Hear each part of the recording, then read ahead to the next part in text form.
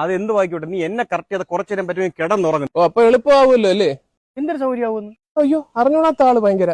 ഞാൻ കിടന്നാണ് ഉറങ്ങിയിരുന്നെങ്കിൽ ഞാൻ ചാടി എണീക്കുന്ന സമയം കൊണ്ട് ഇയാൾ എന്നെ കൊരവള്ളി പിടിക്കൂലായിരുന്നു. എനിക്ക് അറിഞ്ഞുകൂടിയത്. അയ്യോ, ഞാൻ പഴയ പോലെ ഇപ്പൊ നോൺ വെജ് തീറ്റിയില്ല. ഞാൻ ശരണഭവൻ തന്നെ കഴിക്കുന്ന. തിരക്ക് നോക്ക്, അവിടുത്തെ ഒണിയൻ ഊത്തപ്പവും ഫിൽട്ടർ കോഫിയാണ് എന്റെ ഫേവറേറ്റ്. ഓ അയ്യോ തുണിയ മുത്തപ്പം എന്റെ ചെറിയിൽ ചോര ഉണങ്ങി പിടിച്ചിരിക്കുന്നതാ എണ്ണം കെട്ടവന്.